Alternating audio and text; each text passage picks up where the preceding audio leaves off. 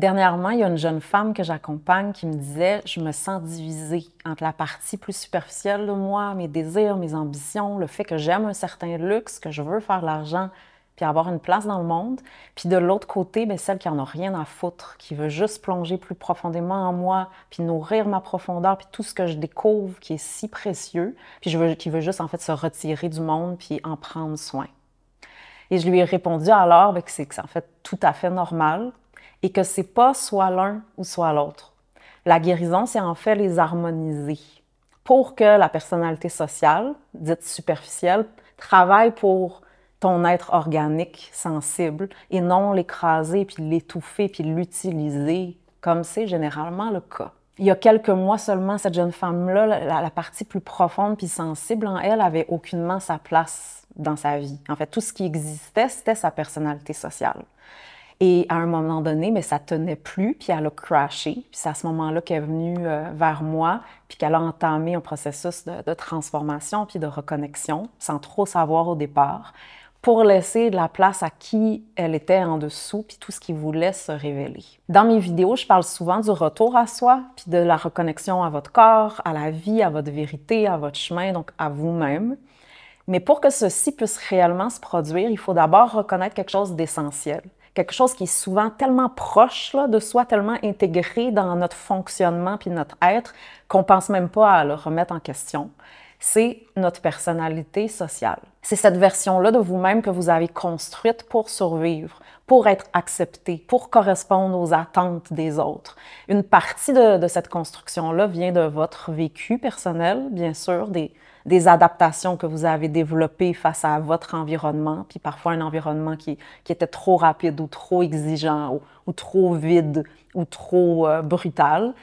Mais une partie aussi vous a été transmise. Il y a certains désirs karmiques avec lesquels vous êtes nés, puis une façon d'opérer, puis une éducation que vous avez reçue par votre famille, votre culture, votre lignée, puis bien sûr la société dans laquelle vous vivez, l'éducation que vous avez reçue par celle-ci, ou le fait d'être en réaction à.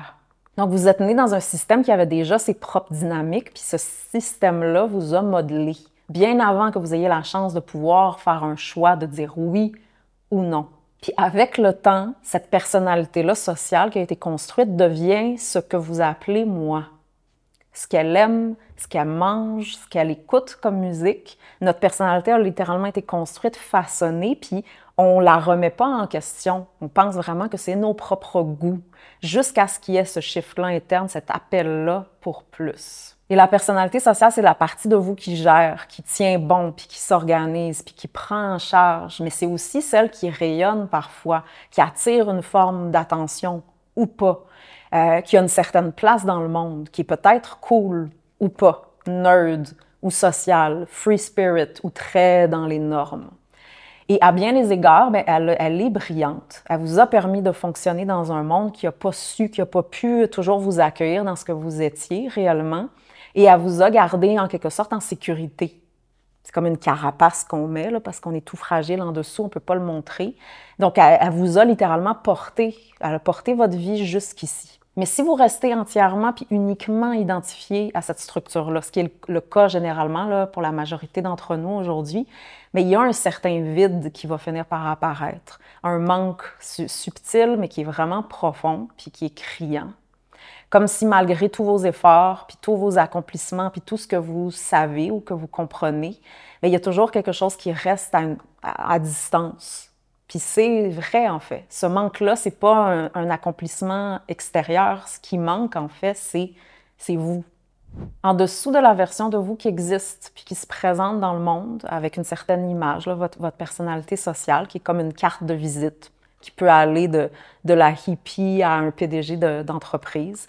Mais il y a celle qui n'a jamais eu besoin d'être construite. Celle qui est organique, qui est naturelle. Cet être-là organique, sensible, non conditionné, qui n'est pas quelque chose que vous devez inventer, ou construire, ou réparer, ou projeter, ou devenir. C'est quelque chose que vous devez retrouver, déterrer. Et ce vrai soi, c'est ça que vous cherchez en fait, parfois sans le savoir, à travers un processus de guérison, ou la spiritualité, ou les relations, ou la réussite sociale.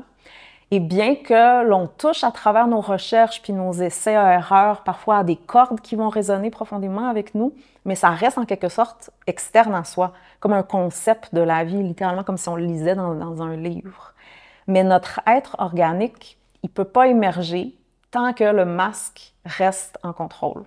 Donc, tant que votre personnalité que vous avez construite, même si elle semble proche de la nature ou authentique, tant que c'est celle-ci qui mène la danse, bien, vous allez, en quelque sorte, jouer votre vie, jouer à la guérison, jouer à l'intimité, jouer à la réussite.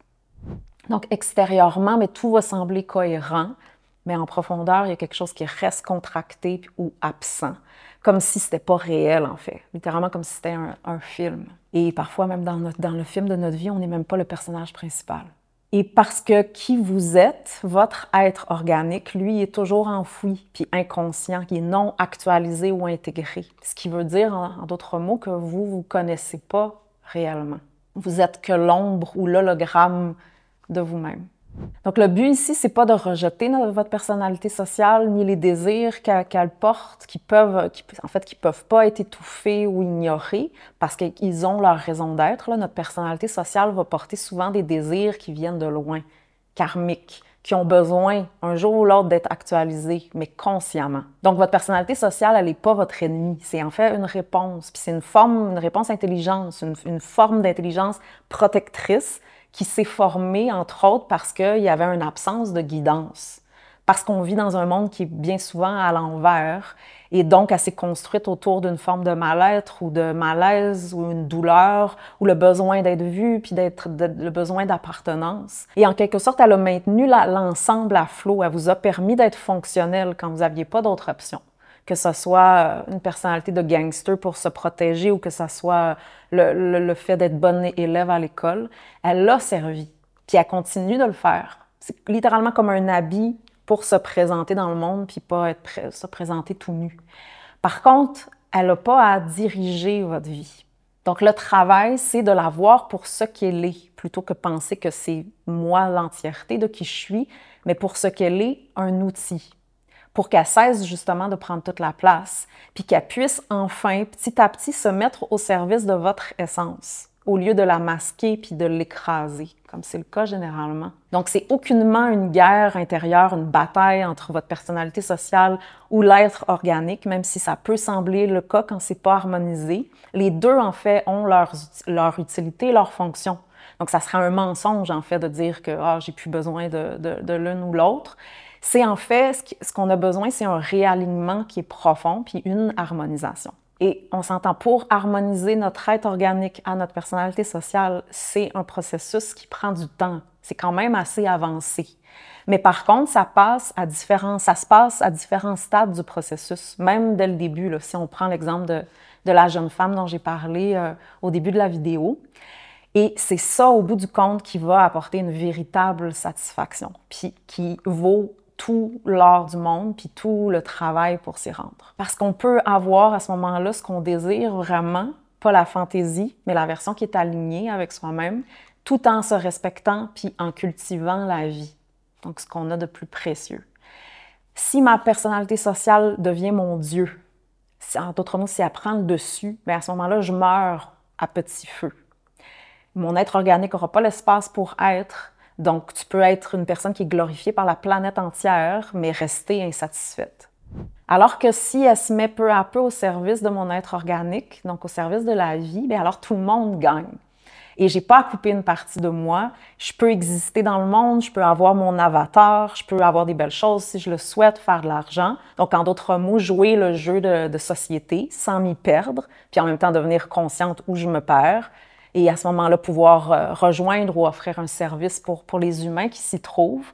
Et à la fois, bien, nourrir ce qui est au cœur même de la vie, puis pas le compromettre. Donc, apprendre finalement à respecter les lois de la nature, puis non aller contre ceux-ci parce qu'il y a un immense prix à payer ce faisant.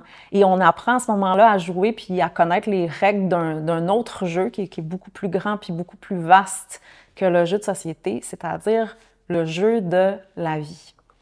Donc, revenir à votre être organique, c'est pas devenir quelqu'un d'autre. C'est en fait relâcher tout ce qui n'est pas vous. Et ce processus-là, oui, on s'entend, ça peut être inconfortable. À la fois, c'est tellement libérateur, mais laisser aller l'identité que vous avez toujours connue, bien, ça peut donner l'impression d'une petite mort parce que c'est tout ce qu'on connaît, puis on croit que c'est soi, là, dur comme fer, puis on y est accroché un peu comme à une bouée de sauvetage. Donc, il peut avoir de la peur, puis de la tristesse, puis une sensation de panique même, parce qu'il y a en effet quelque chose qui meurt, l'illusion de vous-même ou de la vie, puis l'illusion que vous devez tout porter, puis tout contrôler, puis tout comprendre, puis que c'est sur vous. Mais ce qui émerge à la place, c'est pas un vide, c'est un retour, puis une sensation de retrouver finalement ce qui était là depuis toujours, puis tout ce qu'on cherchait à l'extérieur sans cesse. Puis c'est une immense satisfaction de se sentir petit à petit reconnecté enfin à soi, puis à la vie, même si c'est un processus qui est en constante évolution. Et c'est pas par l'effort que ça va se manifester, mais par la détente, puis par le lâcher-prise, puis par la libération des tensions là, dont je parle souvent, qui en fait, ces tensions-là qui maintiennent le masque en place. Et ça change absolument tout. Donc, vous n'avez pas à devenir quelqu'un d'autre. Vous cessez en fait simplement d'être ce que vous n'êtes pas et ce qui vous fait souffrir.